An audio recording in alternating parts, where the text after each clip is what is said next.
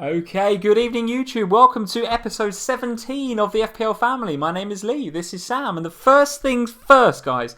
First things first, it's the only thing people are worried about on Twitter, Sam. It is the question of FPL Game Week 9. The key question that everybody wants to know. How's the mug? Has it cracked? Is it still in one piece? People want to know. Is it okay? The mug is okay. Thank the Lord, the mug is okay. The cockerel is still a little bit faded, as you can see. Is there a cockerel on this side? Yes, it's a little bit... Yeah. It's looking a bit faded. It does need an upgrade. It does look like I need a new one, but to be honest, how long have I had this mug? You've had that absolutely donkey's years. Absolutely years. Did you buy this for me? Quite possibly. Yeah, quite possibly. When we probably, in the first couple of years of us being together, if not the first year, and we've been together a flipping long time. I think this mug is about 15 years old. 15 years old. It's due an upgrade, isn't it? It's due an upgrade. So let's be honest, it's your birthday in a couple of days. That's what I'm getting you, a new mug. I've already decided. I mean, it's happening. I'm not sure how I feel about that. Why? Because you're so, what's the word? Just married to that mug. You just love it so much. I'm quite attached to it. You're attached to it. That's the word I was thinking. I'm not married. Attached to it. Yes. Can you imagine if it got broken, the move? It would be very upsetting. It would be very upsetting. I'd never be able to stream again. But anyway, guys, the question that you all want answered, never mind who's your captain for Game Week 9. Never mind what Sam's wildcard team looks like. Never mind what I'm doing with my 2 transfers. Never mind what we think of the fixtures in Game Week 9, all of which we will discuss tonight. The mug is okay, and that's the first thing to say, guys. So thank you very much for everyone on Twitter that was caring about the mug. Very, very important. That makes me happy. So we're going to discuss all of those things, guys. The first thing to say is England not winning anything, are we again? It's not coming home, is it? It's not coming home. No. As much as we'd like it to, guys. It was pretty bad, wasn't it, the other night? Good Lord, it was not good.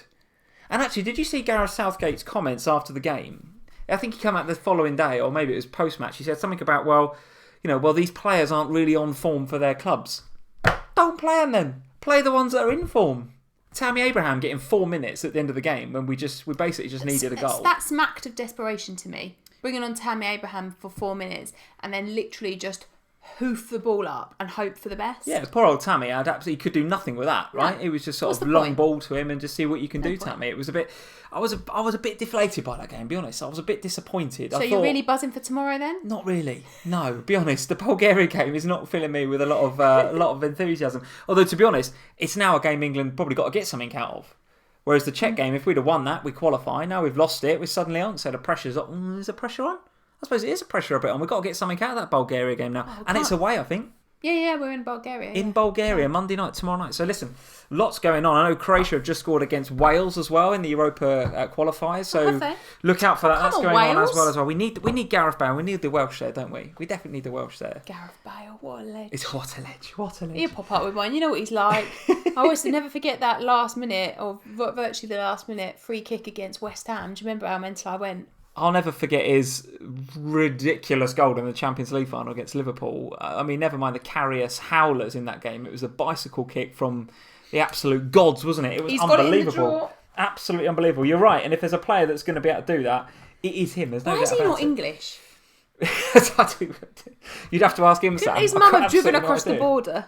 Just to give birth to him. Just for future reference for a Gareth Southgate. Yeah, you're absolutely right. Yeah. So guys, welcome. There's a few of you in already, 180 of you in, so thank you for joining us here this evening on FPL Family. If you're new around here, hit that subscribe button. We'd love you to do that. There's our Twitter on the left-hand side, at FPL Family. We're over on Instagram as well, at FPL Family there too. And of course on Facebook, if you just search Facebook for FPL Family, we're on there too. All the links in the descriptions below. Right, let's say hello to a few people. FPL Tips is in. How are you doing, Harry? If you can't do it, or can they do it on a cold Monday night in Bulgaria? I'm saying it's unlikely, frankly, from what we saw the other night. I feel a bit disillusioned by the whole thing. Pretty unlikely. Scott Schrager is in. How are you doing, Scott? He says, one poll tonight. Yes, guys, there is only one question in the poll, and that is, who is your Game Week 9 captain? I actually think it's quite a difficult one this week. I think captaincy is quite difficult this week. That's why one of the options is someone else. Because, for example, I haven't got either Salah or Mane in there as an option. But there are 4 other options, guys. Get into the one question on the poll that we've got tonight, and who's your Game Week 9 captain? The reason we've only got one question is because we are going to dedicate a bit of this live stream for questions from the live stream. We always take questions from Twitter, Instagram, Patreon, or the Slack, or wherever, right? But tonight, questions from you guys. So get thinking about your questions towards the end of the stream. We're going to talk about Game Week 9, Sam's wildcard that hasn't been played yet. No. Still no wildcard for Sam, although you have taken points hits. Mini wildcard. Mini wildcard has been played. You have spent points. That was a week ago. A week ago you have spent points. So the wildcard is still intact for now. We're going to discuss that a bit later on.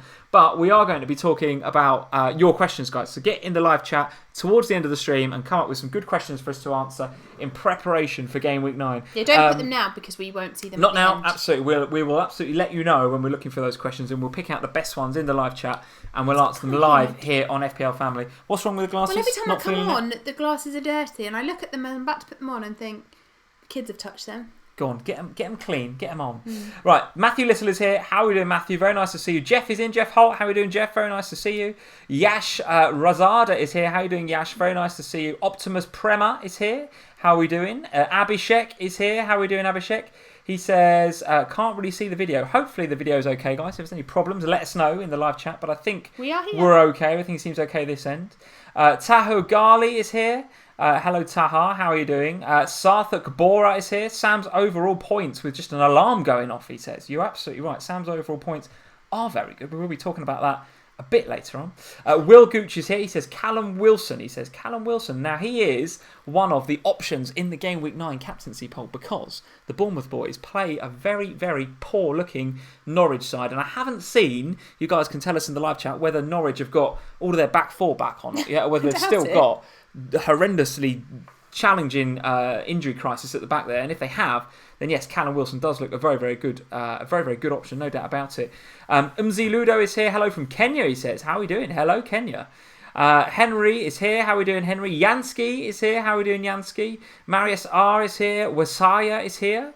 Who else we got? Let's scroll down a little bit. Scroll down. For an international break, there's lots of people here. I wasn't sure how many we get tonight. You're never quite sure. You're never quite sure with an international break whether people are just like, just take a break from FPL. Yeah. Just take a break. Do you feel like this international break has been a welcome one? Do you feel like having a bit of downtime from FPL has been good for you in terms of clearing your mind for your potential wild card, or you're just like, nah, more FPL the better?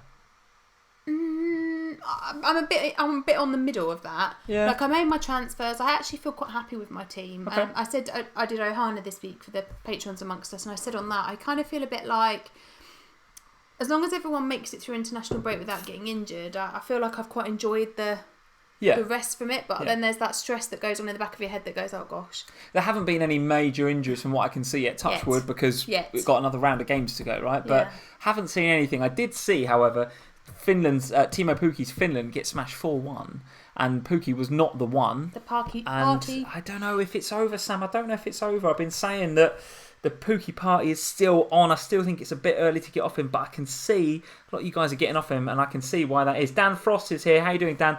Pukki party to start again on Saturday, straight after everyone takes him out. Well, listen, could happen. But didn't we say that? We said that about Game Week 8.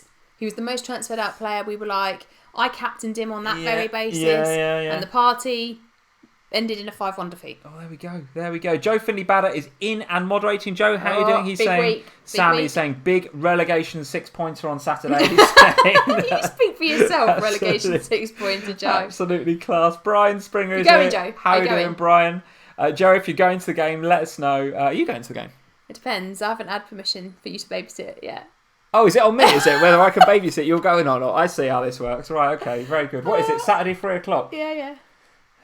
Depends if the little one's like still behaving like a little prima donna or not. Oh yeah, she's a right one at the minute, isn't she? Yeah. She's what did you call it? A three-nager. She's 3, but she's definitely like going on 15, 16. But she's supposed to get that when she just turns 3. She's about to be 4. We should be out of this.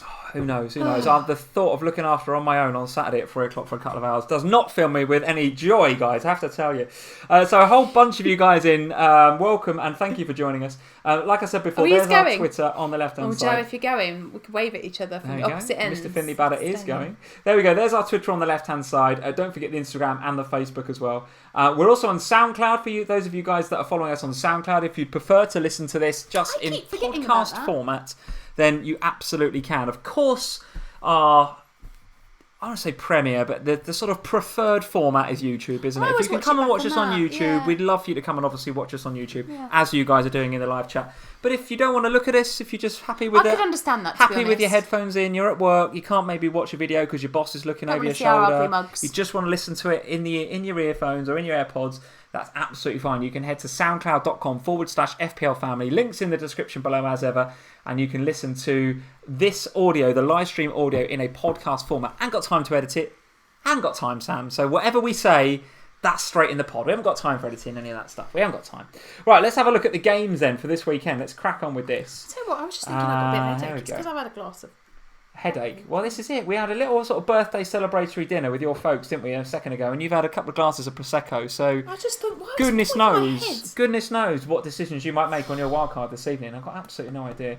Let's have a look at, that's your team, a sneak peek there. Here's the fixtures, Sam. I don't want to go, as usual, I always say this, I don't want to go through game by game. Yeah. But let's pick out a handful of games where let's just talk about them, and then we can get to your team. We can get to a few questions from the guys, and then we can talk about jammy picks and all that sort of stuff. The key game, or one of the key games I want to talk about this weekend, is Palace versus Man City. It's the Saturday evening game, which I guess you'll be listening to if you're on your way back from the London Stadium. If it gets approved. If it gets approved. Yeah. Palace, for their part, only one goal conceded in the last 4 games, which was that last-minute goal against Wolves. Last 4 home games, I should say. Sorry, guys. Their home form, defensively, pretty good right now. Yes. They've conceded 1 goal, and that was that 94th, 93rd minute Diego Jota goal against Wolves. Yes. So, have Man City got a challenge on their hands going to Crystal Palace at the weekend, or are we expecting the return of Kevin De Bruyne to supercharge that team again, and off we go? They'll be back into the... Maybe not the 8-0s again, but they should sweep Crystal Palace aside with relative ease. How do you sort of feel about that game? And want to know who's in your team from Man City. If KDB plays, yep, City win that game comfortably. Right. 2-0, probably. Even with the slight, I'll say dip of form. They're not really dip of form, but they've kind of missing a few personnel. They've maybe obviously a couple of bad results recently. Though, isn't it? It does. It's KDB that ticks them over. He's missed 2 games. They've lost them both. Yeah, and I think if he is back, then they win that game. I think if he's not back, that's a tough game for Palace for City without him. Yeah, because what's so important, it's not just this, obviously for us as FPL owners, it's the attacking returns, isn't it, that we're interested in, but from a the way that Man City play, it's all through him. The way it comes out of the back and goes, it's through him and up. And he's just so important to their style of play that I think if he's not there, they don't really have anybody that fits that as a direct replacement. It's the same way, I guess, a bit like when Kane's injured for Spurs, there wasn't previously a direct replacement for him, and it always unsettles the team a little bit. Are you worried about? Obviously, we're always worried about rotation in that Man City side, but coming out of an international break, it's almost ratcheted up a notch, isn't it? I mean, Sterling did play against the Czechs the other night. I mean, I don't care. I don't own him. I know, but if you did own him, would you be worried about Sterling's rotation? I mean, away at 2 away games for England. There's a lot of travelling going on. There's a pretty... I'd say it's a good chance, but there is a chance that Pep maybe... I agree. I mean, it's a Monday night game, right, against Bulgaria. Surely that is enough time for him to play on Saturday afternoon. Surely that is not an issue. Well, yes, but it's an issue for him playing in the Champions League following a game, and that's sooner. So, it's Pep. You can't second guess what he's going to do. I would be concerned about... The only person I wouldn't be worried about, if he's fit, KDB's going to play. So, and if we heard any more about KDB, whether he's actually fit or not, I mean, we need to keep an eye on press conferences and all the usual stuff, right? I haven't heard any more since the last update that we had from Pep, which was just before game week 8. Yeah. So no, I haven't heard. I mean, I'm expecting him to be fit and play. I think if KDB's not fit, then for any reason, then obviously the likes of Sterling will have to play. Surely he'll need that creativity from somewhere, and it's got to come out of. Okay. But I must admit, I watched, and okay, we'll go back to England slightly on this because I think it's important when we're talking about Sterling. I don't think he was great for England either. Like last time when most of them were not that great for England though. Absolutely, but last time when Sterling went on international break, 4 weeks back, he looked really good for England. This time around, it's almost like I don't know whether he's starting to feel a little bit of pressure or what, but it doesn't feel quite right anywhere for him at the moment. I would be worried as a Sterling owner. Okay, well, Jeff from the Captain's Pick podcast is in. Jeff, how are you doing? He's saying City won the title mostly without him last year, so what's changed? Do you think they miss, and a few of you guys are saying in the live chat, the Laporte is the miss, right? Laporte's key at the back. The way that he uses his, because he's left-footed, he's the left side of that centre-half, the way that he moves the ball through to the likes of KDB and gets that move flowing quicker and more naturally than a right-footed left centre-back, if you follow. Yes. Doesn't do that. Laporte just makes that transition far quicker. So I think they are absolutely missing him for sure. Oh, definitely. I mean, Laporte is key to that defence, absolutely. I don't know. I think KDB, when you don't have a player for basically the entire season, I think you learn to play without them. Whereas actually what's happened so far this season is that KDB has missed that game where he was rested, and then obviously the game through injury. They kind of come a bit out of nowhere, and they affect the way that they play. Do you know what I mean? Whereas when you're injured for a long period of time, the team they form a new dynamic and a new way of playing. And as Abhishek is saying, other teams are coming more. He's saying they're coming more strong, which I think he means that they're good to play. They realise that they can get at City a little bit at the moment. Spurs they are vulnerable, and you can get at them. Norwich did it. Yeah, and it's the only way to play City, I think. And Liverpool, I actually can't wait for Liverpool City, because that will be the same. It will be two teams that only know how to. They'll just go at each other. Liverpool will turn up to do that. Okay. And I think that is the way that you take points off Man City, and people are starting to realise that. Without Laporte being there, that makes that defence more vulnerable for certain. And Laporte, like you say, he's that connection to KDB. And I think when KDB is missing too, that connection between the defence and the forwards is just taking longer. It's a slower transition. As Martin Boyle is saying, and just as I'm reading this from Martin Boyle, half of your head is cut off because you're a little bit too far that way. If you come this way a little bit. Look, you can see your... Yeah, okay, hold on. Let's check the OBS. Let's have a look. That's better. I feel like I'm sitting on your lap. Well, that's fine. I mean, listen, look, that's what you were before. Oh, now look, if you move over, you would half your head was off the screen before. If I can probably afford to go a little bit this way. That's fine. Is that a problem? Well, no, is that a problem? Well, Martin was saying, beat the City press and you could get at them. Yeah, you're absolutely right. Gareth Roberts is saying, good hair, Sam. Oh, well, you're absolutely right, Gareth, but we couldn't see it because it was off the screen over there. But now we can see it. Let's move on then. My hair's looking rubbish at the moment. I really need it doing, but everyone keeps saying it looks all right. Lovely, dude. Don't worry about it. It's lovely. So I think the answer is it's a tricky game that for Man City, but you're expecting Man City to beat Palace at the weekend. If KDB plays. KDB is key. Yes, I think you're absolutely right. Let's talk about Spurs then. Go on. Spurs versus Watford in what Joe Finley-Badder is calling a relegation 6-pointer. Little bit tongue-in-cheek there, but listen, Spurs do need to win that. The pressure is on. So go on then. Give us your view on... Well, you were going to suggest we were getting relegated. No, not at all. I dare not suggest anything like that. It's a game you've got to win though, isn't it? 100%. Yeah. It's 100%. Even a draw in that game. Not good enough. Is like a defeat. That game, that stadium will not be nice. It will not be a nice place to be. I think if that's 0-0 at half time, that game, that's a difficult second half for Spurs. It will be difficult. It will be... When I went a couple of weeks back, the atmosphere was uneasy at the beginning of the game anyway. There wasn't a lot of talking. There was a lot of people just sat there not saying a lot. It will be exactly the same this weekend. It will be frosty. I think that's the right word. So give me your FPL view on that then. Is Kane, you've done 3 transfers so far this game week, and you're still considering the wildcard. Is Kane in your team right now? He is. And if you wildcarded, would he go? I can't. So you just can't do it. How can you bring someone out against Watford? Ritwick is saying, Sam, Kane captain or not? Oh, he's good. If you're going to have a player like Harry Kane in your team, in a game week where Liverpool go to Manchester United, so people will think twice about captaining. City go to Palace, and for all the reasons we've just discussed, people will think twice about captaining. Where else would you go? Aubameyang away at Sheffield United. We'll talk about that later on, but Sheffield United have proved to be reasonably stoic at the back. Spurs against Watford is where you pick your captain, isn't it? If you have Kane in your team, you are captaining Harry Kane, surely. No. And that's what you're considering, Captain Kane for this game week. Now, is it a Captain Kane for game week 9 with a view to taking him out in 10? Yeah.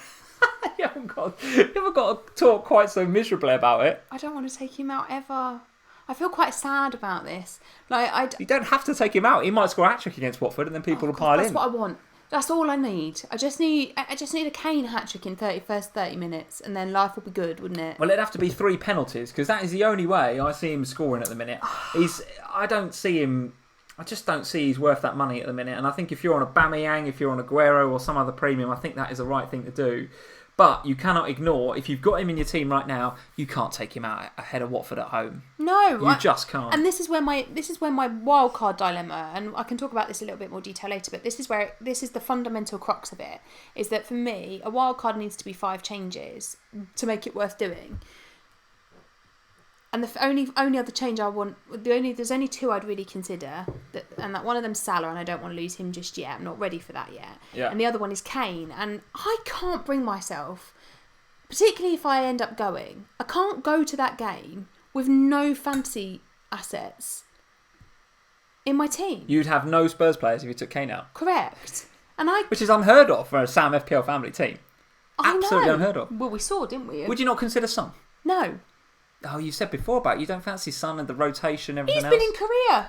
Yeah, he's at a lot of travels, isn't he, over the international break? So, yeah, okay, I get that. And I get that. really genuinely, and this is not I've said it a few times now, I don't want to kind of say the same thing over and over again, but I am really genuinely worried about the rotation risk for the Spurs midfielders this year. Okay. Because everyone is starting to be fit again, and for me, owning Son, it's a rotation risk. As now. he is saying, is Son still your 60-minute frustration, Sam? Yeah, looks like it is. Yeah, it is. There was another question here from Mission Fit. Does Aurier play, Sam? What do you think? I hope not. I hope for your sake not. I really don't like him. If he plays, if you've got him in your team, I think you play him, but I just don't like him at all. I think he's just such a liability. And another question from Devjit is Gazaniga a good pick, Sam? Now, this is a really interesting one because I really, and the Spurs community, we really like him. Really like him. I think he's a good goalkeeper. He's a really decent keeper. I think we didn't really see...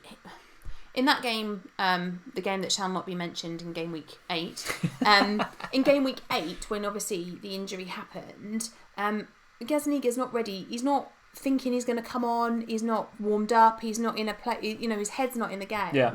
And it was a really tough game. And obviously the defence were poor because of what they just witnessed.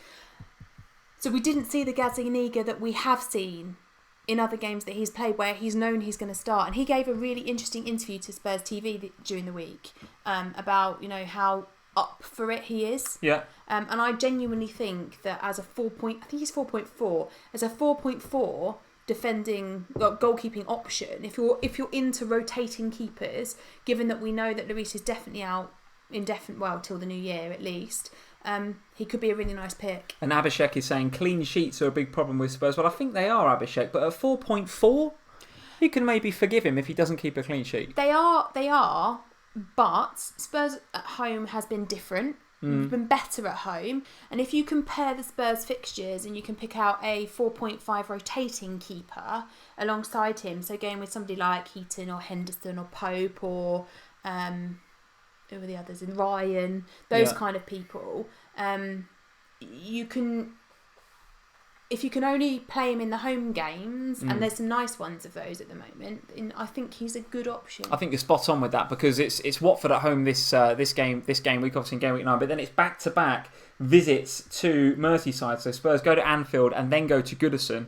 Now Everton aren't exactly in great form themselves, but you'd maybe back them. It's Everton at home; they can score goals, right? I mean, Spurs can keep them out too. You never know with Everton right now, but they have to start getting some results from somewhere. And at home to Spurs, you've got to think they can score in that game.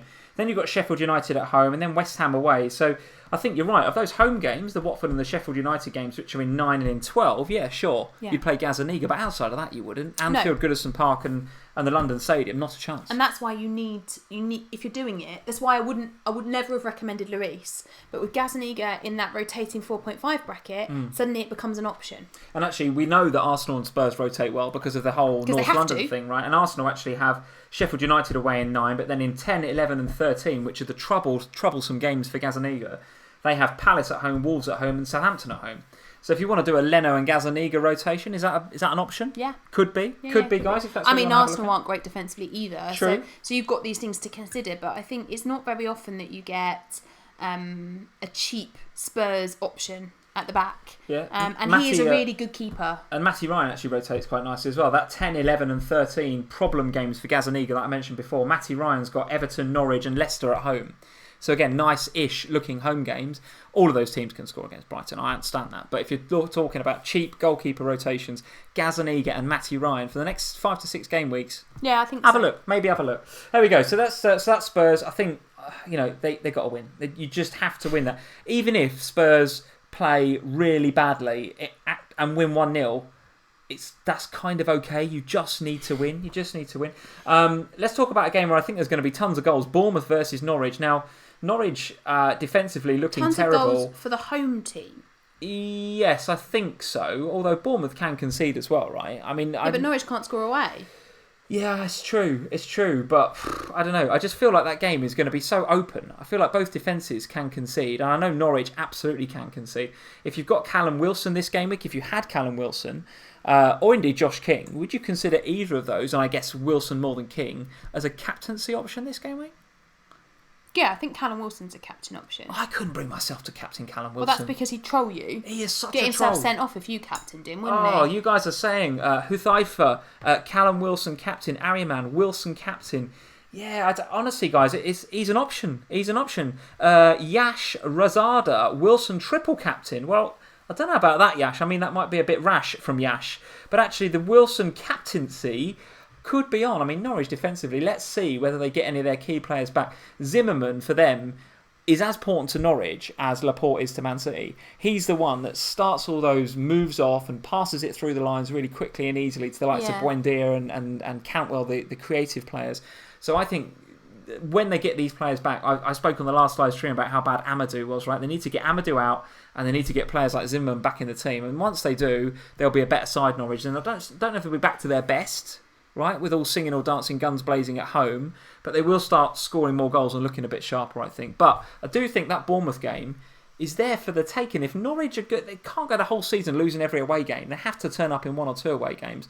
And for me, I'm looking at 3 transfers this game week, which I'll talk to you about later on, guys. 3 transfers for a -4, and Pookie out is not one of those transfers. It's not one of those transfers. I have to get rid of Ashley Barnes, right? he's got to go. Poor old Ashley Barnes has to go. But unsexy Pookie again. He's definitely unsexy again. He was sexy for a couple of weeks. Ashley Barnes, sexy for about game weeks 1 to 3. Then he started dropping deeper, and now Chris Wood is the sexy one. That's the problem. Wow. But now Pookie is going to get a stay of execution in my team. Now, with the fixtures that he's got coming up, I'm just looking at them. It's the Bournemouth game, but then it's Man United at home. Now, Man United, okay, defensively looking a bit better, I get that, but that's a test now for United. That's a real test to go to Carrow Road. Norwich can win that game, and then they've got let's see, Norwich, then Brighton away, Watford at home, Everton away. So there is like 2 pretty nice looking home games there for Pookie. I can see why people are piling off. How do you feel about the Pookie party? Is it over for you? You've left the party. And what about Cantwell then? Is Cantwell still in your team? Yeah, he's staying. So you've got a bit of Norwich cover in Cantwell, but the Pookie party is done for you. Yeah, Cantwell's staying, mostly because in that price bracket in that midfield area, he is still the best option in that area. Remind us of his price. Is he still under 5 million or is he about 5 million? He's definitely under 5 million for me. So, but you bought him pretty early on. Yeah, very early. Yeah, okay. So I don't know if he's gone over that yet. Because to be honest, I haven't really looked at him. I've just gone, yeah, you're going to stay because you're cheap, and I can't see anyone else that's better than you. 4 games with blanks back to back now for Cantwell. He's sort of gone off the boil a little bit, hasn't he? But do you think again this is more of a Norwich problem than a Pookie or a Cantwell problem? I think it's a Norwich problem. It's a team problem. They're having a nightmare. They're all injured. They're just having a nightmare, and I think they're all too busy worrying about what the hell's going on behind them to worry about what's going to go on in front. So it's a problem. But for me, I'm looking at that Norwich team and thinking, and it's the same thing when I had them both anyway. I always struggled to play them both because I never really felt that I could trust Norwich enough that I would play both of them at the same time. So it meant that somebody was always going to get benched, and it tended to be Cantwell because he's cheaper. Yeah. So at least the other part of me now feels like that it's a bit of a relief that I don't have that as an issue anymore. If Norwich have got a nice game, I'm just playing Cantwell. Yeah, the guys are saying he's 4.9 now, so Tips is saying 4.9 after a drop. So he's had a bit of a drop this week. Paul J, he's 4.9, now your man 4.9. So he's gone back down to below the 5.0, but after 4 back-to-back blanks, I do feel like I can see why you guys are getting off of Cantwell. I can absolutely see that. Let's move to a team that have got much nicer fixtures in Leicester City. Now, given that you've done a few transfers this game week, given that you've got the wild card in mind, you must be considering Leicester and piling onto some of those guys like Soyuncu at the back and Chilwell and Pereira. A question that James asked me on the FPL pod last week was the difference between Soyuncu and Pereira in particular, and you can put Chilwell in the Pereira bracket as well, I think. Worth the extra or not? Given that Ricardo Pereira is now the game's highest scoring defender, by the way. I went long and hard on this. It's a tough one, actually. Really struggled with this. Do you know what? A lot of people on Twitter are just like, Soyuncu, 4.5, 4.6. It's way cheaper. It's going to get you the clean sheets. Don't be ridiculous. I don't think it's as cut and dry as that. No, so I don't either. But I don't think it's as cut and dry as that. My thinking was twofold on this. Firstly, obviously, there's that, well, okay, Soyuncu is really nice and cheap. It means that I can free up some money. It's going to enable me to get the heavy hitters up top that I wanted. So I can have my front line with Kane unaffected by the other decisions that I wanted to make. Okay. If I went with Pereira, I would have to lose Kane in order to enable me to do the other tinkering that I wanted to do. So then it comes down to a straight choice between, do I think Pereira is likely to outscore some of the big hitting midfield or forward options? Now, obviously with Kane at the moment, he probably is. But with the others, with the likes of like the Salah issue that is kind of playing out in my head at the same time, I kind of felt like I wanted the money more than I wanted Pereira. So, you see, I think so. A lot of people are going pretty heavy on Pereira and how attacking he has looked in the past. Now, I don't know if it's a scout article or I heard it on a pod somewhere, but actually, if you do a little bit of analysis of this season of Pereira, it's actually his XG and his XA is not that amazing. Okay. He did score a wonder goal, didn't he, a couple of game weeks ago, and now he's. Again, I know you don't like XG. Some of you guys like it, some don't. I do personally quite like it as something else to think about. As a tool, right? Yeah. And obviously the XG for that goal was very low because it was a wonder goal. No, it was not expected to score that. It come out of nowhere. So that for me is like, well, okay, that's a low XG, but he is capable of that, Pereira. He is capable of that. But I still think 6.2 is a bit much for him. If he was 6, weirdly, or maybe like 5 point something, even 5.9, 5.8, I think I'd possibly be tempted. It's just a psychological thing, isn't it? It's weird. But some of the underlying stats suggest that actually he is not pulling up any trees with his underlying attacking stats. No. Now, the Leicester fixtures coming up are such that he's probably going to get a lot of clean sheets, and he is going to get forward. He's that sort of fullback, right? That's the Leicester system. That's what Rodgers likes to employ.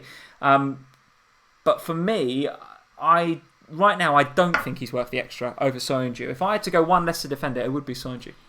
And that's the decision I came to too. Okay, all right. And the Leicester attacking assets, then talk us through one of the big questions this game week clearly is the Vardi versus Madison piece. And I think you and we disagree. I think we're going to have an interesting few weeks here, aren't we? Because I'm very, very much on the side of Madison, and you are pretty much on the Vardi bandwagon, right? Okay, so the Pookie party's finished, but you're not ready to go home. You've gone straight to the Vardi after party. Yeah. Talk us through the decisions you've been making around some of the Leicester attacking assets as well. scored, legend. Oh, there you go. You were talking him up earlier. So this is kind of part 2 of that conversation that I've just had about the Soyuncu transfer at the back, because I was very conscious that I needed a Leicester defender, because when I didn't have a Leicester defender in game week 7 and they kept that clean sheet against Newcastle, it cost me 3,500 in rank, which actually at the top, when I was at 4k and it dropped me to 7.5. That's a big jump just because of one clean sheet, effectively. I know that the attacking returns and all of that as well, but still. So that was essential. The only way that I could enable Leicester up top as well was to free up a little bit of money from the back. Yeah, yeah. And I looked at my team, and Madison, the stats look great, the eye test looks great. But this happened last year. And he looked great. They were a totally different side last year. They had a totally different manager for most of it. I know that. But if you recall, he looked great. He went on some nice runs of FPL action. And I was like, right, I want in. And then he did absolutely nothing and just trolled me for a lot of the season. and then I took him out, and then he started again. And it's just like, I hate you. I don't really, Madison. But I just don't trust him to return me fantasy points in the same way that I do with Vardy. Vardy, I know that, you know, he in previous seasons he's been this big six killer. And is he a bit reassuringly expensive, Vardy? Maybe, is he a bit like, well, because he's 8.99 million and whatever he is it a bit like, well, I feel more comfortable captaining him then? Because I wouldn't captain Madison, but I wouldn't captain Madison. But I will Vardy. You would captain Vardy? Yeah, I would. Okay. Yeah. Would you captain him home to Burnley at the weekend? Well, not when Spurs are playing Watford.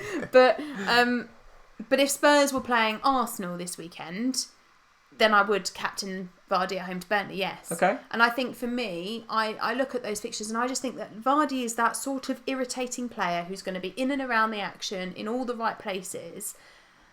And Brendan Rodgers has spoken nothing but positives about Vardy. I just feel like he's the one I want to go to. All right, let's have a look at what you guys are saying in the live chat. I have to say, I do think Vardy is a good option. Don't get me wrong. I think he's a very good option. And if I could afford him, I would. But I just think, out of all the analysis that I was doing between Vardy and Madison, I really found it very, very hard to pick. I was like, well, Madison is very, very creative. He's on all the corners. He gets good underlying BPS because of those corners.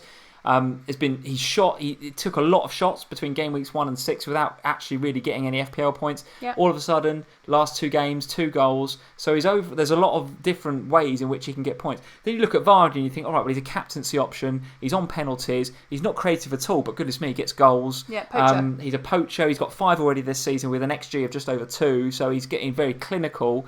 So I'm finding it very hard to pick between the two. And then I looked at one and I was like, well, he's 7.1 and he's 9. So there's your difference. For me, that was like, well, what would I prefer? Could I have them both? Well, I'd like to have them both, but I can't. So I'm going to go with Madison.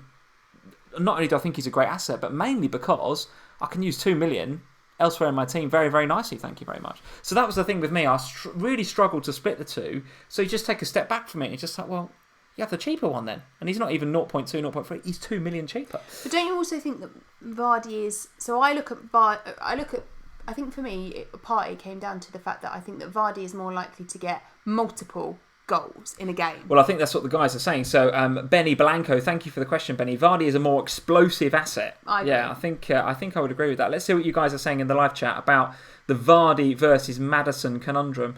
Abhishek, Madison and Soyuncu is a better option from Leicester.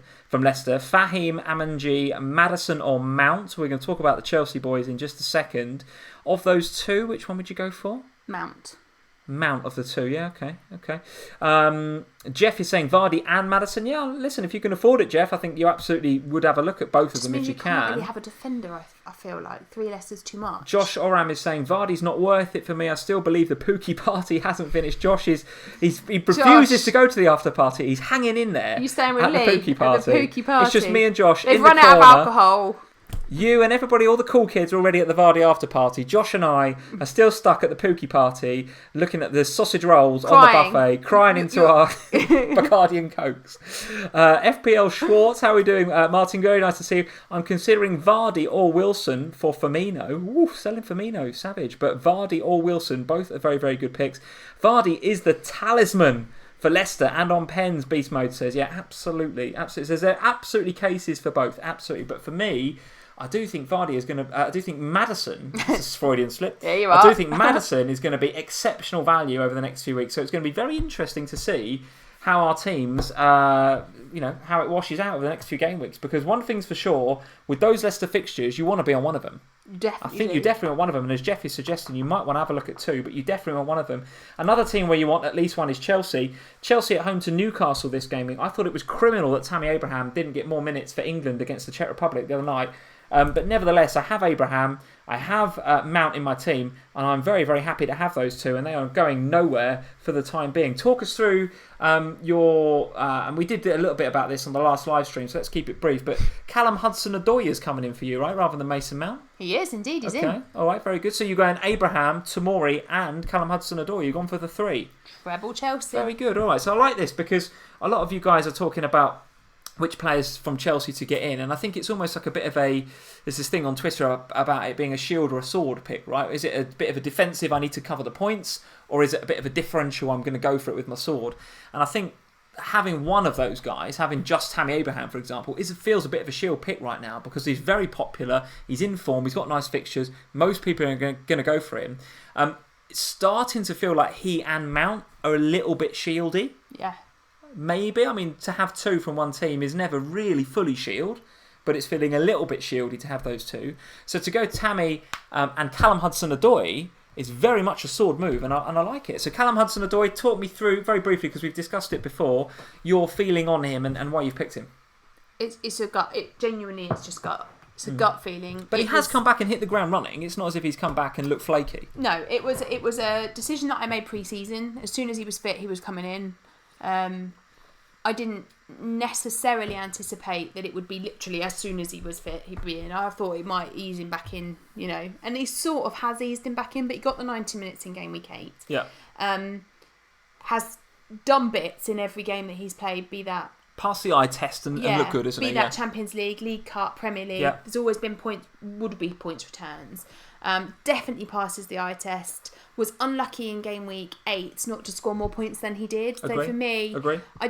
I like Mount, I really do, but I didn't want to take up 2 of my midfield spots with Chelsea. And I just kind of feel like at this point, I have to follow... My gut's worked really well so far this season, and I have to follow that. So, yeah, Hudson-Odoi it is. Okay, very good. Yeah, I'm totally with you. I think he's looked very, very good. And as Tips is saying, all aboard the Cho-Cho train. I think he is going to be one to absolutely have a look at over the next week. He's going to come to the fore, I think. I've talked about him enough. So you have talked him up, to be fair. To be fair, you have. I think I'm his biggest fan, not a Chelsea fan. I think he's going to have a few more fans over the next few weeks. I think he's going to start getting game time for Frank.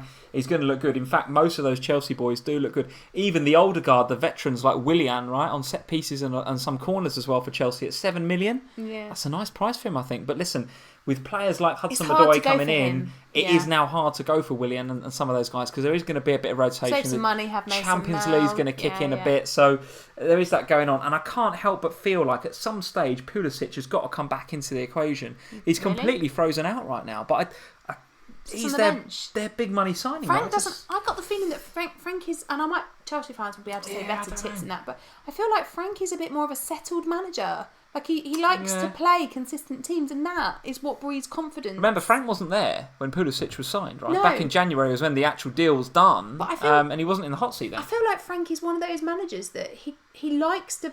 It's a settled team, a bit like at Wolves last season when they made like no changes virtually the whole season. I feel like Frank is a bit of a one for that. I think he likes to settle his team. They're young players, and the more they consistently play together, the better they're going to be. Okay, all right. Quick words then on Manchester United versus Liverpool. The only game on Sunday. Actually, we've got to wait all the way until 4:30 to watch the game at Old Trafford. You're keeping Salah, from what I heard earlier in your little bit of talk about your transfers. As long as he's fit, and I think he is. So. As long as he's fit. Again, we'll keep your eye on the press conferences, guys. Keep your eyes on Twitter, at FPL Family, as well as Ben Dinnery and all the other guys that are on Twitter.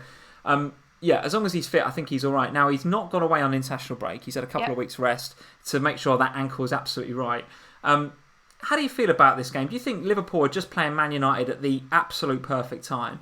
Or do you think United are going to do a job on Liverpool and just sit in and low block and make it hard for them and get a point out of that game? Or do you just see it going one way? The bookies, by the way, I had a look at some of the odds. They only see it going Liverpool. Now, we know from history, Liverpool have got a bad record at Old Trafford. I don't think Klopp has ever won there, by the way. I might be wrong about that. I'm not sure Klopp has ever won at Old Trafford. Is that right? I think that's right. Interesting. We have a bad record there, no doubt about it, because the players get up for it, the team gets up for it, and the crowd gets up for it. Maybe after a 2-week break, this is the sort of game that Man United might kickstart their season. What do you think? No. No. I think Liverpool win the game. I don't think it'll be an easy game. Like I've heard people saying, "Oh, Liverpool going to go and smash them." No, I don't see that happening. No, I don't think that. I think it's the sort of game, isn't it, that even when you're playing really badly, like Spurs have had a very poor season, but you get up for the North London derby, don't you? Because that's what you do, and it's the same with this. There's that ever-present rivalry between United and Liverpool. So I think for me, it's a tighter game than it should be. Okay. But only for that basis. But I think Liverpool win the game. Okay. Srini is saying Klopp has won at Old Trafford in Europa League. Okay. I'll hold my hands up with that one. But you guys are quite rightly saying in the live chat, actually, it's United's attacking prowess that's letting them down right now. It is, yes. Defensively, compared to some of the stats of last season, they have improved. Right? They have improved, and they spent a lot of money at the back there, so you'd expect them to. Is Wan-Bissaka going to be fit? Was he just ill? Was he ill? Is he flagged in the game right now? We missed Gameweek 8, didn't he? Was he ill? Okay, I don't know. I think he was keep ill. an eye on that one. But listen, if he's back, I think that helps. Although he's going to have to be really on his game against those Liverpool wingers for sure. It's United's firepower though, and to that end, I think for sure I'm playing Trent. I can't. I am. There are other. I remember there'll be other FPL seasons where I've had Liverpool defenders and I would have benched them going away at Old Trafford, but for sure I'm playing Trent. And if you doubled up on Liverpool defenders, both. I think you'd play them both, wouldn't you? I think so, because the United firepower does not look good. So as Tips is saying, Wan-Bissaka versus Mane, could be an interesting one. That we all know how good Wan-Bissaka is at his recovery tackles, but he's only so good at his recovery tackles because he gets caught out of position so flipping much, is my view. So he's going to have to recover really, really well against the likes of Sadio Mane, who looks absolutely on fire right now. Your view very, very quickly on the Salah and Mane thing. Do you still think that Salah is worth the 0.8 over Mane? You're sticking with him. I'm absolutely considering selling Salah this week for Mane. For now. For now. Okay, for now. All right, leave it there. And last but not least, the last game we're going to talk about, Arsenal away at Sheffield United. We've got to wait until Monday for that. So by the time we go live this time next week, we will still have the Sheffield United and Arsenal game to play. So there's so much that's going to happen between now and then. But that, on paper, looks a difficult game for Sheffield United, right? For Arsenal, I should say. For both. But for Arsenal, going to Sheffield United is a difficult game. It's a difficult game for both. I love the fact that you just made out that it was that Arsenal rubbish, really. Not at all. No, not at all. Yes, I actually think it's a hard game for both sides. I think Sheffield have been really good, actually, defensively this season. Lundstrom's obviously a bit of fancy gold. Playing Lundstrom in this game? I'm undecided, actually. Okay, I'm a bit undecided, I must admit. What to do about Lundstrom, because so it's going to pretty much depend on my keeper, because obviously I've got Heaton, who I was going to play at home to Brighton. Yeah. But came home from international break because he's got a flag. So that means I might have to play Henderson. And if I'm playing Henderson, I don't want to play Lundstrom as well. Double Sheffield United defence against Arsenal feels a bit wrong. Yes. Yeah, it does feel a bit wrong. So if Henderson has to play because Heaton's not going to, then Lundstrom will get benched. And if Heaton is going to play, then I might play Lundstrom, because Arsenal are so poor defensively, particularly away from home. They've looked a little bit better recently. Everyone's digging Arsenal defensively, but I'm going to stick up for them a little bit here. They've looked a little bit better. They've got Tierney and Bellerin coming back. You can't underestimate how important those two are going to be. That's a really hard game. To go to Sheffield United on a Monday night, it is, yeah. That's a hard game. I think that actually is a valid point. Arsenal players, historically, I'm not saying it's the case now, but historically, Arsenal players travelling to Sheffield on what is, let's face it, it's the weather. The weather in the UK right now is horrible. Possibly a wet and dreary night in Sheffield for Arsenal. Is that the sort of game they're going to get up for? Well, they better hope Ozil's not playing. He's gone. Ozil's gone. He's absolutely gone. But I can see Sheffield United scoring a goal, is basically what I'm saying in that game. I don't necessarily see that Arsenal keep a clean sheet. And in which case, don't you always want to have Lundstrom on the pitch? Because there's a good chance it might be him that pops up with it. Absolutely. Absolutely. Martin Ball is saying Arsenal have 2 clean sheets. The highest in the league so far is 3. So come on, they're right up there. I'm going to stick up for the Arsenal defence. No one's keeping clean sheets, so we can't dig Arsenal out. But that's the point, isn't it? But isn't that the point? Is that's why we're getting off all these premium defenders, because no one keeps clean sheets anymore, so why spend any money on them?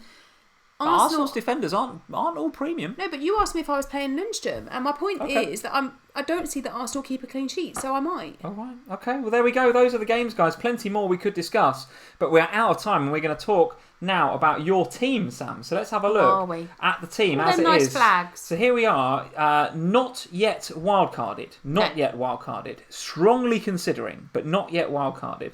But talk us through the transfers that you've made so far. You have spent 4 points. You have done 3 transfers. Talk us through your thinking with those 3 and what else you might be thinking for the rest of the game week.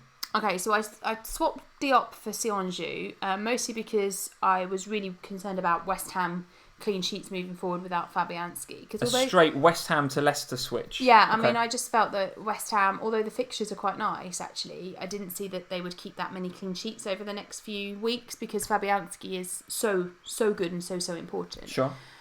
Then I took Lanzini out. Sorry, Hammers. I just went all out on you. But that was mostly based upon the fact that I felt that I was on the wrong. I'd been on the right one for a while, but Yarmolenko had kind of they'd sort of swapped that role around. And Lanzini's a funny one because I remember saying to you pre-season. No, I think in the lead up to either you going on FYI or something, I remember saying, oh, you can't get rid of Lanzini. He's been amazing for you, but actually, that's a bit of a myth. He's looked pretty good in the first few game weeks, and then the last sort of 3 or 4, he's sort of been injured, not injured, out of form, not in form, play, not really passing the eye test, not really underlying stats looking that great. So, is my perennial problem with Lanzini, as has always been the case with this guy, is that as soon as he shows a bit of form, he gets an injury, and I feel like that injury just sort of knocks his confidence a bit, and he's that sort of player I think that needs a run. Yeah. And he's never going to get that run because as soon as he gets into a run, he gets a knock. So it's a bit of a shame, really, because I do like him. From what I've seen in the first sort of 4 or 5 game weeks, he was adding a real extra dimension to that West Ham side that no other player was providing. I agree. West Ham have got a lot of big, beefy, powerful Aller, Yarmolenko, Felipe Anderson sort of players. Yes. And he's the cute little, dynamo in the middle, just being so creative behind them all. And I like what he was doing in that team, but he just can't get a run. No. And hence you've taken him out. Exactly. And I looked at the rest of my midfielders. I didn't want to lose my Liverpool attacker. There's no way I'm losing KDB. Cantwell is too cheap to do anything else too. There's got a bit of value in Cantwell as well, so you didn't want to lose that? There's absolutely no way on this green earth that I'm ever getting rid of McGinn. And so he's great, McGinn, isn't he? Oh, great legend, stuff a legend. And so Hudson-Odoi had to come in for Lanzini, so that was done. And this is the other part of the reason why I went Vardi over Madison, because who else am I going to take out to get Madison in? Yeah, okay. And then up top, Kane with the armband attached. For now. Well, no, it's going to be, isn't it? And Vardy party is started, and then I'm with Abraham, who, I don't think that. Okay. I think it's crazy not to have Abraham, to be quite honest. He's looked so good. So, absolutely. So that's where we are. Ritwick is saying, Sam, Otamendi or McGinn to play in game week 9. Well, I'm playing McGinn. I see that you've benched Otamendi in your bus team right now. Is that right now? I have. Is that I don't know. I haven't decided yet. There's so many. I'm looking at your first 11. I'm thinking, I think I would bench Otamendi. That is a very, very strong first 11. It feels like a brave decision to bench Otamendi, but look at that front three. That front three should absolutely fire this game week, shouldn't they? Well, they better, I tell you.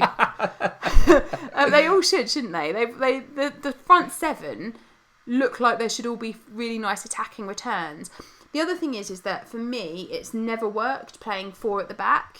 So it wouldn't be a McGinn choice. It would be benching one of those other defenders. We've already said I'm not going to bench TAA against Man United because there's always attacking returns there. Tomori at home to Newcastle. Well, Newcastle haven't looked like scoring anything on the road. So apart from when they came to Spurs, of course. So just beat Man United though. Yeah, but I don't see difficult game at Stamford Bridge. Yeah, that's a difficult game. I don't see them scoring against Chelsea at home.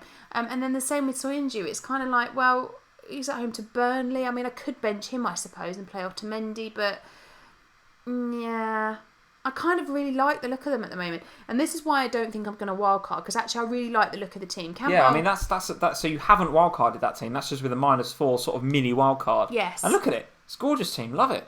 And so I think I'm going to hold, if I can, as long as those flags disappear. Look, even if Heaton's flag doesn't disappear and he misses the game week, I've got Henderson, so that's not an issue.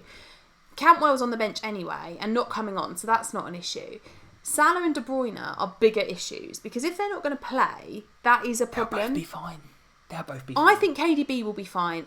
Salah looks like he's having the whale of a time on Instagram, so I don't think he's on the front of GQ and all this. He's all sorts posing in photographs. What is he on, this guy? Scantily clad women and all sorts. What is he doing, this guy? So I don't think he's that badly injured. So I think it's all fine. And worst case scenario, the thing is, I just kind of think, do I really want to go to Mane? Maybe I do, but do I want to play my wild card just to do that?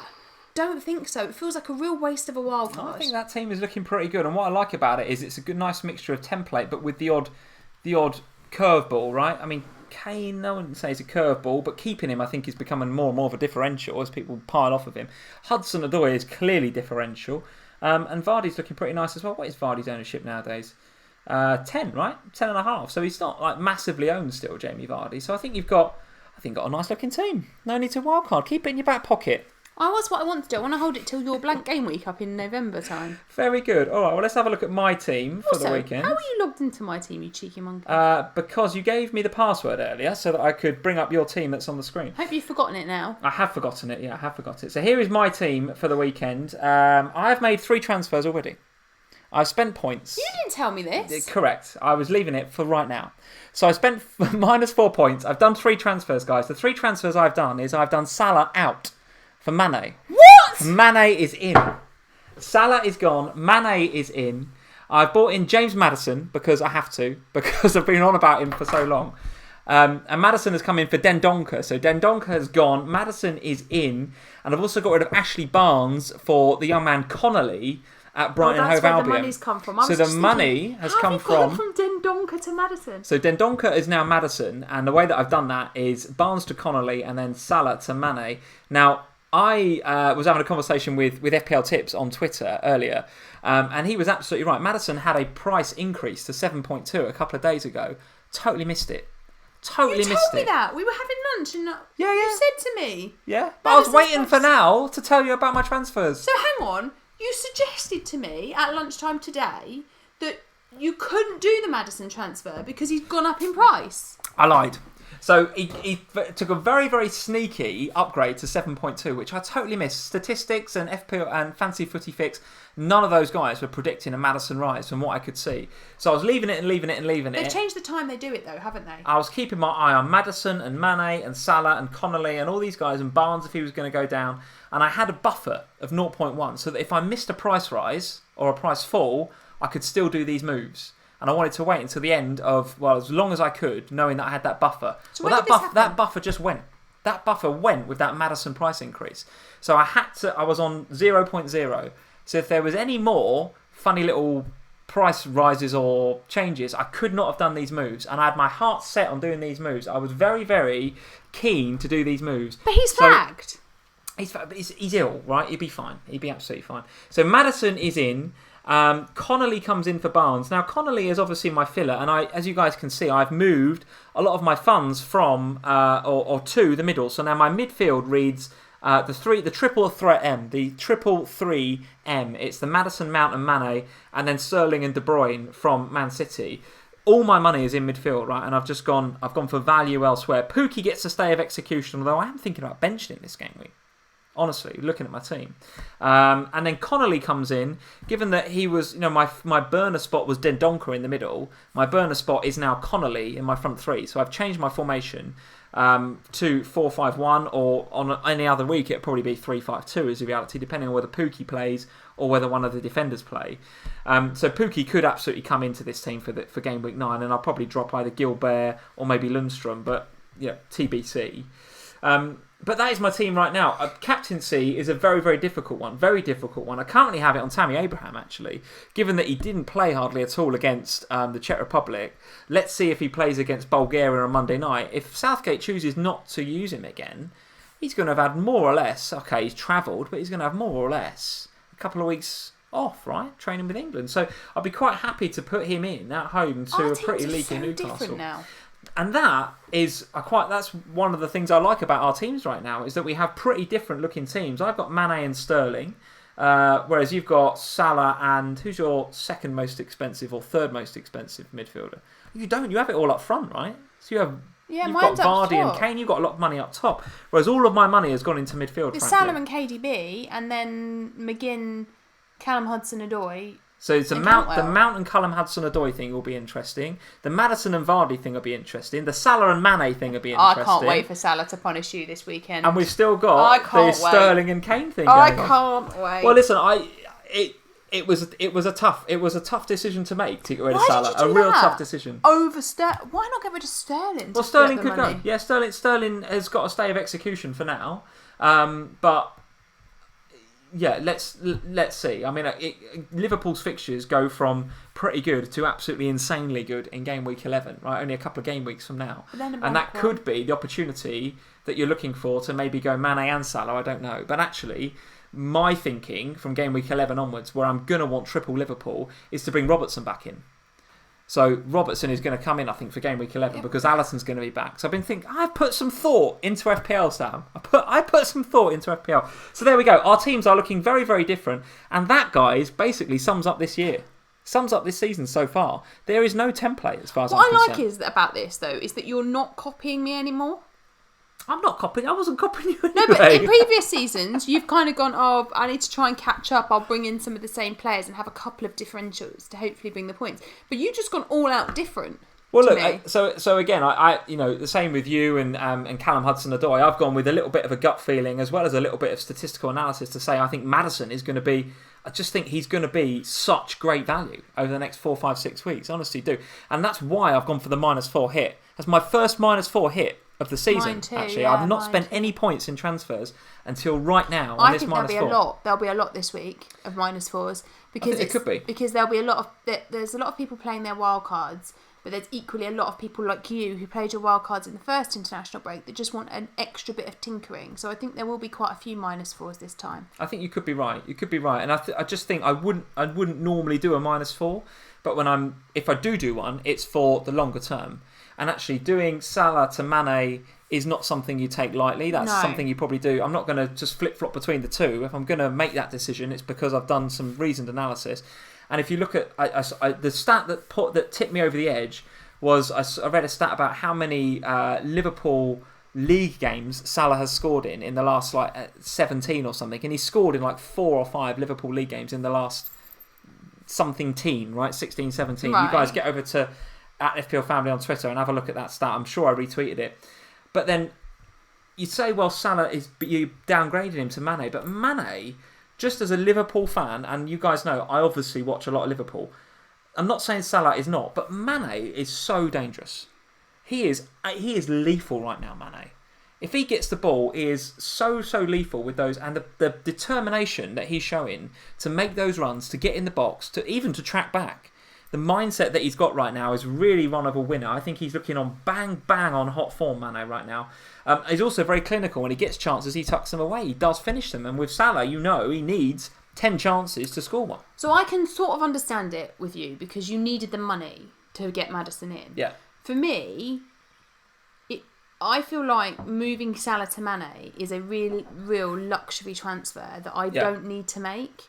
And therefore, I don't feel like I want to play my wild card in order to do that. I can do Salah to Mane any week because even if Mane takes 4 price rises, I'm still going to be all right to do that transfer. So it's not a big deal. I just equally feel like Salah has it in him to just pop up and get a brace. Of course, and that's going to happen, right? It will happen at some stage. Well, it's the same with if you have Mane, you always feel that Salah's going to do it. If you have Salah, you always feel that Mane's going to do it. Yeah. They're those two. We saw it the whole of last season, right? It's why they shared the golden boot, for goodness sake. But I look at the two, and whenever I watch the two of them play together, and whenever I've watched them over the last few weeks, Mane just looks lethal. Salah looks dangerous, yes, and he gets in nice positions, but Mane is he is on a different level right now, in my opinion, Mane. And you know that I watch a lot of Liverpool. I wouldn't have made that move lightly, right? I would not have done Salah to Mane lightly. Lee's now putting the curse on Mane. Yeah, thanks, Vince. You're absolutely right. You're absolutely right. He's going to look absolutely rubbish in the next game. We'll get 2 penalties and Salah will get a brace. Yeah, you're absolutely right. And listen, nothing would please me more because that means we'd have scored 2 against Manchester United. But listen, those are the changes I've made. I've bought it. It was largely you're a cheeky monkey, you are. Mostly to get Madison in. When did you do this? Yesterday. You are absolute outrageous. So Madison was the main reason behind it. Now, don't let me down, James. All day yesterday. James Madison needs to not let me down. I've put a lot of chips on James Madison coming through for me here. Bit like me and Callum Hudson-Odoi. I do like the stats. I do like his performances so far. And more to the point, I've got a real feeling for Leicester over the next few game weeks. Their fixtures look good. I said something a bit controversial last week about Leicester being above Man City in a few weeks. I stand by that.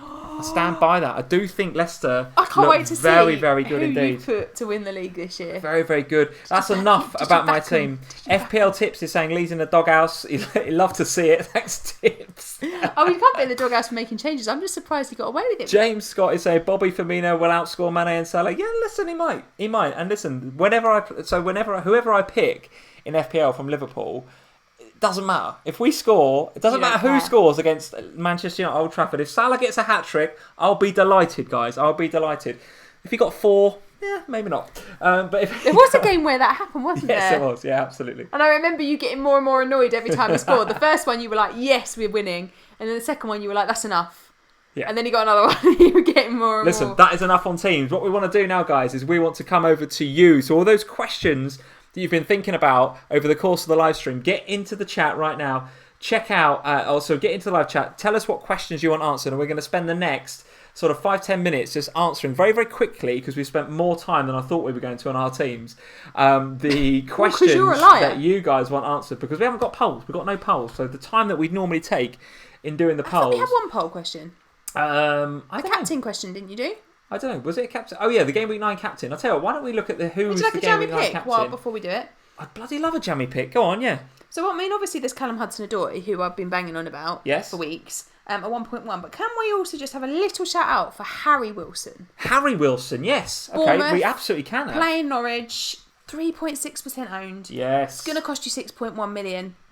I've got a feeling for him this week. Yes, Norwich haven't got any defenders that can head a ball. Amadou falls over his own goalkeeper. So any deliveries from Harry Wilson, any free kicks, and they will give away fouls on the edge of the box. I like that. We have 2 little jammy picks this week. Obviously, Callum Hudson-Odoi, I've got to back him the amount of times I've said his name in the last couple of days. Jammy pick for this week, Harry Wilson. Yes, not Callum. I like that. Wilson of Harry fame. H. Wilson. All right, Game Week 9 captain then, Sam. Callum Wilson, Aguero, Abraham, Aubameyang, or someone else. Well, I better go someone else. I can't believe I didn't put Kane in there. But to be honest, that tells you how difficult, guys. I mean, get in the chat. Tell us who your captain is, because I think it's very, very hard this week. I honestly do. You're going to go someone else. And a quarter of the guys are going with you. 25%. It's going to be really split this week, I think, the captains. Absolutely. Abraham is the favourite here at 36%. And that's difficult to argue with.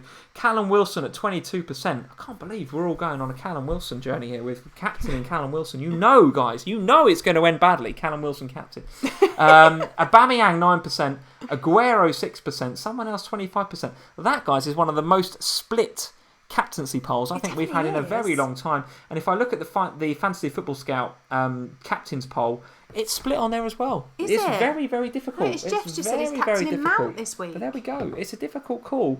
Right, let's go over to the live chat. Let's have a look at what you guys are saying in terms of questions. Lex Katz, Sam, Pookie or Haller for Wilson? Pookie or Haller for Wilson? I'm assuming that is Pookie or Haller out for Wilson in, I'd assume. Pookie, because actually Haller's got some really nice fixtures coming up. Pookie out for Wilson, very good. This is like quick fire. Gosh. This is going to be quick fire. This is like the 60-second surgery. Boom. I got very stressed during 60-second surgery on FPLFY. Let's get these questions in. Let's see. Aguero or Aubameyang downgrade to fund Abraham? Aguero downgrade? Yeah. Nice. Matthew Little, keep Haller. Yes, keep him. Okay. He's got good fixtures. Just saying, is Firmino worth keeping? Oh, no, that's harder because the fixtures are tougher. Quick fire, Sam. Quick fire. Notice I'm asking all the questions. It's all on you to answer the question. Yes, I think I would keep him still. Abhishek, Son, a huge differential. Don't. You've been on this for a few weeks. You've not been wrong yet. You've not been wrong yet. Abhishek, you're not sure about Son, but I'm not convinced he's even going to play that much of this weekend. Okay. Shrikant, Tammy for captain. Yes. Okay, very good. Let's see what else. Let's see. Shrikant again. Is Aubameyang, Vardi, and Tammy a good pick for up front? Those three. Aubameyang, Vardi, and that's great. Nice, lovely front three. Yeah, absolutely. Darren Walsh. Surely Norwich will tighten up. Yes or no? No. Not unless they get some players back. Even when they get players back, Darren. To be honest, tight's not really the word we'd use. Let's see. Would you play Rico or Pookie this week? Vince Chapman is saying. Rico or Pookie? That's difficult. That's really hard. Bournemouth at home versus to Norwich Pookie. Or Pookie at Bournemouth. Bournemouth clean sheet, yes or no, this weekend? Yes. Ooh, Rico, bench Pookie, Sam is saying, Vince. I don't like to do that, though. I always like to play the attacker if I've got one. But when is Lloyd Kelly coming back for Bournemouth? I genuinely looked. I looked at the Bournemouth defenders for Jamie pick this week because I didn't see Norwich scoring. It's quick, Sam. We haven't got time for that. Oh, sorry. It's quick fire. I ain't got time for any. I'm getting told off now. I haven't got time for any conversation. Oh, gosh. FPL Prince. Hey, FPL Prince. How are we doing? Is Vardy worth a got minus... time for any conversation. so I haven't got time to say hello to people. Sorry, Prince. No, whatever. FPL Prince. Is Vardy worth a minus... Don't have a go at me. Absolute git. Is Vardy worth a -4 this week for Pookie? No, not for a -4. Do it next week when it's free. Okay. Micah McClatchy. Is Allison back? I hope so. I think he is. He was swanning around Anfield. He was, yeah. He seemed to be moving pretty happily. Walking yeah, around I think he's fine. Strutting his stuff. I think he's fine. Fahim Amaji, Mane captain against United, Sam. Oh, surely you've got a better option than Mane against United. Pardon? It's a good option. There's got to be someone that's got a better fixture. It's a difficult... the score spectrum in FPL Gameweek 9 is going to be huge. Has Mane been away on international break? That's a good question. No, I don't think so. Then yeah, because it's Euro qualifiers most of it, and he's African, so I don't think so. Yeah. Yeah, I don't think so, unless he's playing friendlies, guys. You can tell me. I should know. My own player. I bought him in this week, but I don't know. Sherwin Spogter. Sorry, Sherwin. Wesley for the armband, Sam. God, goodness me. There's some outrageous captaincy picks this game week. Wesley. I can't get on board with Wesley as captain. All right, the game. Greg here. He says, hey, Greg. Who is the best forward in the game this week, Sam? Tammy Abraham. Difficult to disagree with that. And I'm couple more questions. Kane. Let's see what you guys are saying. Sterling to Mane. There's a question there. Yeah, I'd do that. Sterling to Mane. Okay. Mane played Brazil. He has played. There you go. There you are. FPL tips. Soyuncu captain. No. Very good tips. Very good. Let's see. Gamer on duty. What about Salah cap? Still captain questions, isn't it? I've got to find a non-captain question. Here we go. All these people are going to hate me when their captain's armbands are put on the wrong people. Yeah, Mane played Brazil. Where? In Brazil? Don't know.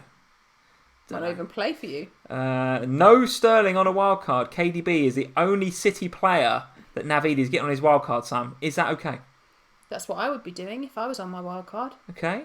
Nyan is saying Armand Traore, one day race or a good bargain. I think he means, is that a one-off game that he had last week, or is he a bargain? I think it might be a one-off race, but I think Wolves are definitely worth looking at. Don't get Traore. No, that's what I'm saying. I think Wolves are worth looking at, but not really Traore. Okay, Mark Dorney, are we forgetting Jimenez at our peril? There you go. Don't forget Wolves. C, last answer. Very good. Right, a couple more questions. Is Pope still a good goalkeeper option, Sam? Yes, he is, yes. Notorious nerd. Keep Mahrez. Depends what the injury situation is, doesn't it? We can't have depends. This is quick fire. No. Otamendi still good? No, I don't like him either. I want to get rid of him too. Even the guys are asking questions like, can't even be bothered to do full sentences out. Robert Dinsmore, bless him. Not even like, do you think? It's just like, Otamendi still good? Bang, get him out there. Bang, I love it. Begin out? No. No, definitely Never. not Ritwick. Definitely not. Triple Chelsea and Leicester on a wildcard, Marius says. Oh. Triple Chelsea and Leicester? I'm on triple Chelsea and 2 Leicester feels enough. I think 5 of 2 teams is enough. Final question. Jeff from the Captain's Pig Pot. Sam, you have to pick either top 4 or a Champions League final, Sam.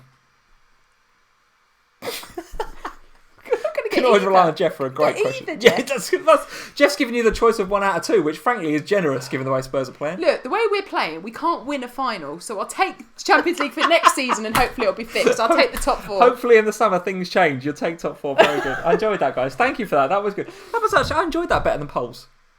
Maybe guys, get over to Twitter, get Instagram. If that should be a regular thing, the quickfire thing. Maybe we could do this once a month. I quite like that. But I think putting the pressure on you the whole time was a bit unfair, to be fair. Maybe you should be reading me some questions as well. Or... Yeah, well, you've got it in the Slack, haven't you? For this week's Ohana, we've got International Break, God, yeah. Ask Us Anything, and some of those questions are brilliant. They're a bit savage, aren't they? I can't wait to hear you write a limerick. If you are one of our Patreon's supporters, we obviously love you and thank you for doing that. If you want to go and check us out, patreon.com/FPLFamily over there. Get into our Slack where we are doing an Ohana this Friday, and it's another Ask Us Anything. We did one last international break, and we got some absolutely ridiculous questions. Ducks and horses. It's chickens and elephants this time. What? It's a question about elephants and chickens. Has Sean been on it again? Is this another Sean? It's not Sean. No, Good Sean's Lord. thinking, I'm pretty sure. Sean is just waiting until like Thursday, and he's just going to like drop a The question. duck question came in last. That was pretty much the last question. It was like he waited for all the other questions and then he just went.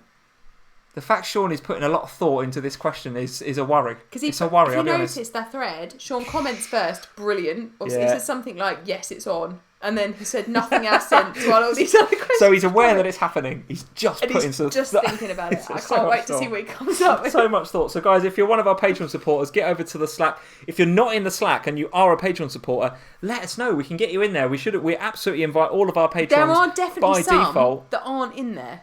Get on over. There's 92 really in the Slack, and we are 2 of them. So that means there's 90, and there are more patrons than that. So if you're a patron and you're not in the Slack, come find us. We will tell you how to get in there, and we will invite you in. Come over. And we will be doing an Ohana next Friday, where we'll be doing an Ask Us Anything podcast.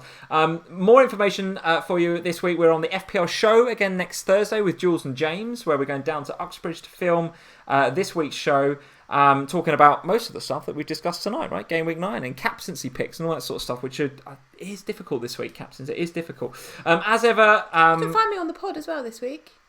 Are you doing pod as well this week? Yeah, come on, keep up. Oh, I genuinely cannot keep up with your FPL itinerary. I just cannot. Notice I didn't put the graphic in here, right, for the FPL pod. So you're on the FPL pod as well this week? Yes, I am. Catch my dulcet tones on the pod. So your Thursday is into London for the pod, out to Uxbridge for the show. Correct. Oh, can't wait. Living the dream. Goodness gracious me. So, more FPL family for you this week with Sam on the pod, both of us on the FPL show. That's both on Thursday, so we look forward to those. As I mentioned before at the top of the show, SoundCloud, get over to there if you're already listening to this in podcast format. Thank you for going to our soundcloud.com/FPL Family webpage and listening to us. And if you're here live and watching us or watching this replay on YouTube, then you obviously don't need to do that. But for whatever reason, if you do want to listen to us in podcast format, we are available over there on SoundCloud as well.